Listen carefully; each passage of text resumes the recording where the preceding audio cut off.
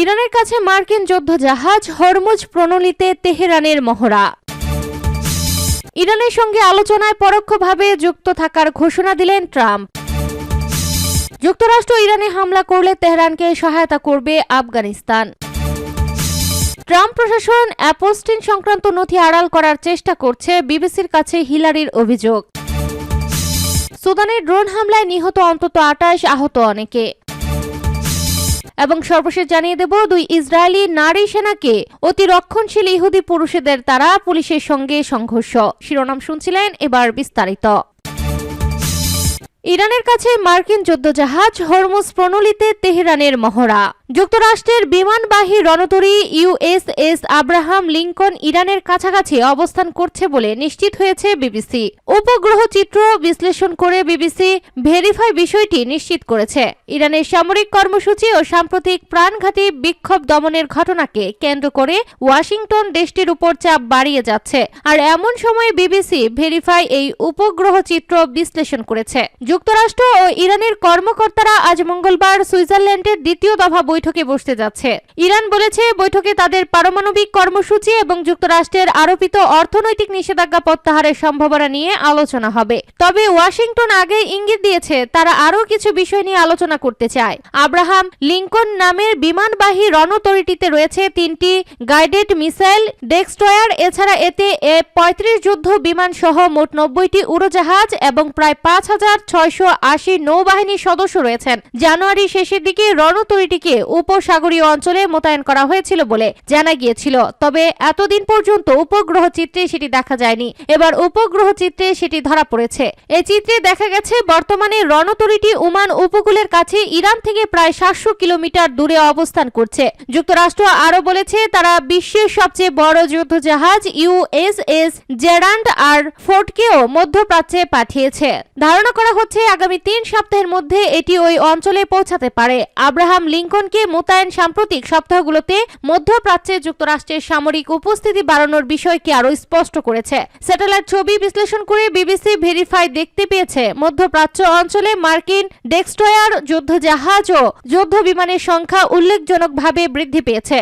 ইরানের সঙ্গে আলোচনায় পরোক্ষভাবে যুক্ত থাকার ঘোষণা দিলেন ট্রাম্প। জেনেভায় আজ মঙ্গলবার ইরানের পারমাণবিক কর্মসূচি নিয়ে তেহরান ও ওয়াশিংটনের মধ্যে অত্যন্ত গুরুত্বপূর্ণ আলোচনা শুরু হতে যাচ্ছে। এর আগে গতকাল সোমবার মার্কিন প্রেসিডেন্ট ডোনাল্ড ট্রাম্প বলেছেন তিনি এই আলোচনায় পরোক্ষভাবে যুক্ত থাকবেন। ট্রাম্পের বিশ্বাস ইরান এবার একটি চুক্তিতে পৌঁছাতে আগ্রহী। প্রেসিডেন্টের উড়োজাহাজ এয়ার ফোর্স 1 এর সাংবাদিকদের ট্রাম্প বলেন, আমি এই আলোচনায় পরোক্ষভাবে যুক্ত থাকব। এইসব আলোচনা অত্যন্ত গুরুত্বপূর্ণ হতে যাচ্ছে। এই আলোচনাকে কেন্দ্র করে মধ্যপ্রাচ্যে উত্তেজনা তুঙ্গে। এরই মধ্যে যুক্তরাষ্ট্র ওই অঞ্চলের দ্বিতীয় একটি বিমানবাহী রণতরী মোতায়েন করেছে।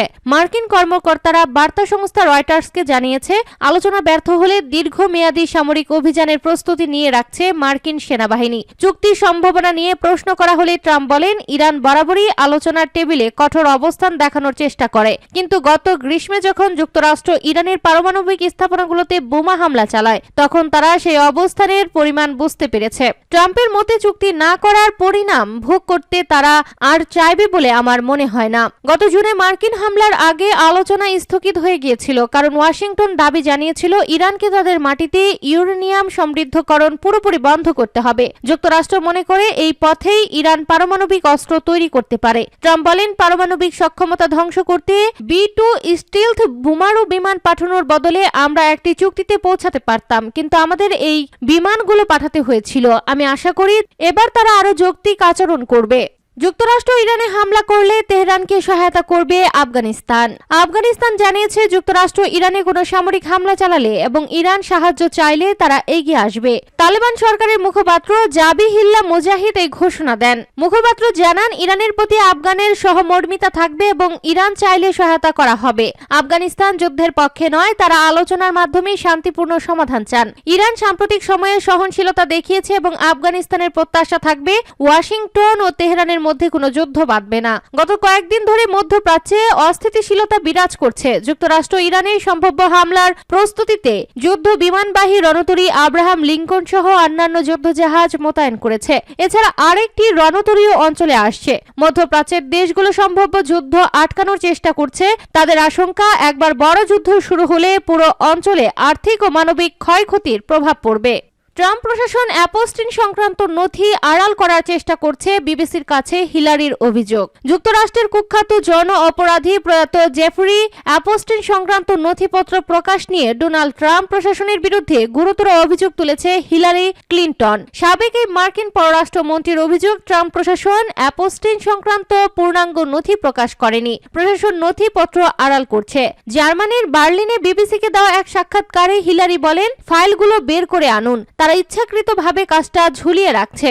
অন্যদিকে হোয়াইট হাউস জোর দিয়ে বলছে, এইসব নথি প্রকাশ করে ভুক্তভোগীদের জন্য তারা যা করেছে তেমনটা ডেমোক্র্যাটরা কখনো করেনি। অ্যান্ড্রু মাউন্ট ব্যাটেন উইন্ডসরকে কংগ্রেস কমিটির সামনে হাজির হতে হবে কিনা এমন প্রশ্নের জবাবে হিলারি ক্লিনটন বলেন, যাকে সাক্ষ্য দিতে বলা হবে তারই সাক্ষ্য দেওয়া উচিত। অ্যাপস্টিনের নথিতে কারো নাম থাকার অর্থ অপরাধের প্রমাণ নয়। যুক্তরাজ্যের রাজ পরিবারের সাবেক সদস্য অ্যান্ড্রু সবসময়ই তার বিরুদ্ধে উঠা অপরাধের অভিযোগ অস্বীকার করেছেন। গত 30 জানুয়ারি যুক্তরাষ্ট্রের বিচার বিভাগ অ্যাপস্টিন সম্পর্কিত লাখ লাখ নথি প্রকাশ করেছে। কংগ্রেস একটি আইন পাস করার পর বিচার বিভাগকে অ্যাপস্টিন সংক্রান্ত তদন্তের তথ্য প্রকাশ করতে বলা হয়। যুক্তরাষ্ট্রের বিচার বিভাগ বলছে, the Epstein files transparency act অনুযায়ী সব নথি তারা প্রকাশ করেছে, তবে আইন প্রণেতারা বলেছেন প্রকাশ করা তথ্য যথেষ্ট নয়। 2019 সালের 10 আগস্ট নিউ ইয়র্ক কারাগার থেকে অ্যাপস্টিনের মৃতদেহ উদ্ধার করা হয়। পরে জানানো হয় তিনি আত্মহত্যা করেছেন। যৌন অপরাধ এবং যৌন কর্মের জন্য নারী ও মেয়ে শিশু পাচারের অভিযোগে হওয়া মামলায় তাকে গ্রেপ্তার করা হয়েছিল। বিচার শুরুর আগেই তিনি মারা যান। সুদানের ড্রোন হামলায় নিহত অন্তত 28, আহত অনেকে। সুদানের কর্দোফানের সুদ্রি এলাকায় এক বাজারে ড্রোন হামলায় অন্তত 28 জন নিহত এবং অনেক মানুষ আহত হয়েছেন বলে সোমবার মানবাধিকার সংস্থা ইমার্জেন্সি লায়ার্স জানিয়েছে। সংস্থার তথ্য অনুযায়ী রোববার বাজারে ব্যস্ত সময়ে হামলাটি ঘটে এবং এতে মানবিক পরিস্থিতি আরও সংকটাপন্ন হয়েছে। তারা সতর্ক করে বলেছে, নিহতদের সংখ্যা আরও বাড়তে পারে। বিবৃতিতে বলা হয়েছে, বসতিপূর্ণ এলাকায় বারবার ড্রোন হামলা বেসামরিক জীবনের প্রতি গুরুতর অবহেলা এবং প্রদেশের স্বাভাবিক জীবনযাত্রার জন্য হুমকি স্বরূপ। আমরা উভয় পক্ষকে অবিলম্বে সব ধরনের ড্রোন হামলা বন্ধ করার আহ্বান জানাই। ইমার্জেন্সি লায়ার্স দাবি করেছে হামলাটি সেনাবাহিনীর ড্রোন থেকে হয়েছে, তবে নাম প্রকাশে অনিচ্ছুক দুই সামরিক কর্মকর্তা অ্যাসোসিয়েটেড প্রেসকে জানান, সেনাবাহিনী বেসামরিক স্থাপনায় হামলা চালায় না, বরং এই ঘটনার সঙ্গে তাদের কোনো সম্পৃক্ততা নেই। এর ঠিক এক সপ্তাহ আগে রাহাত শহরের কাছে আরেকটি ড্রোন হামলায় বাস্তুচ্যুত পরিবার বহনকারী একটি গাড়িতে আঘাত হানে, এতে 8 জন শিশু সহ অন্তত 24 জন নিহত হন। এর আগের দিন বিশ্ব খাদ্য কর্মসূচির একটি ত্রাণবাহী বহরও হামলার শিকার হয়। দুই ইসরায়েলি নারী সেনাকে অতি রক্ষণশীল ইহুদি পুরুষদের তারা পুলিশের সঙ্গে সংঘর্ষ। ইসরায়েলে অতি রক্ষণশীল ইহুদি পুরুষেরা দুই নারী সেনাকে তাড়া করেছে। পরে পুলিশ দ্রুত তাদের উদ্ধার করে পরে নিয়ে যায়। বেনি ব্যাগ শহরের একটি ভিডিও ফুটেজে দেখা গেছে, আবর্জনা ও উল্টে যাওয়ার ডাস্টবিনে ভরা রাস্তার মধ্য দিয়ে ওই নারীরা দৌড়াচ্ছেন আর পুলিশ কর্মকর্তারা তাদের চারপাশে সুরক্ষা বলয় তৈরি করছেন। এই ঘটনায় 20 জনের বেশি রক্ষণশীল ইহুদিদের গ্রেপ্তার করা হয়েছে। প্রতিবেদনে বলা হয়েছে, ইসরায়েলি ডিফেন্স ফোর্সের ওই নারী সেনারা সেনাবাহিনীতে যোগ দেওয়ার বাধ্যতামূলক সমন দিতে এসেছেন, এমন ধারণা থেকে ওই পরিস্থিতি সৃষ্টি হয়েছে। ইসরায়েলের অধিকাংশ ইহুদি ইসরায়েলি নাগরিকদের জন্য সামরিক সেবা বাধ্যতামূলক হলেও অতি রক্ষণশীল ইহুদিরা দীর্ঘকাল ধরে এই নিয়ম থেকে অব্যাহতি পেয়ে আসছেন। এই নিয়মে সংস্কার আনার পদক্ষেপ নেওয়ায় অতি রক্ষণশীল ইহুদিদের মধ্যে ব্যাপক ক্ষোভের সৃষ্টি হয়েছে। ইসরায়েলি প্রধানমন্ত্রী বেনিয়ামিন নেতানিয়াহু এই ঘটনাকে অগ্রহণযোগ্য বলে নিন্দা জানিয়েছেন। সামাজিক যোগাযোগ মাধ্যম এক্সে এক পোস্টে নেতানিয়াহু বলেন, এটি একটি চরমপন্থী সংখ্যালঘু গোষ্ঠী, তারা পুরো হরিডি সম্প্রদায়ের প্রতিনিধিত্ব করে না। নেতানিয়াহু আরো যোগ করেন, আমরা অরাজকতা হতে দেব না। আইডিএফ সদস্য ও নিরাপত্তা বাহিনী যারা নিষ্ঠার সঙ্গে দায়িত্ব পালন করেছেন তাদের উপর কোনো আঘাত সহ্য করব না।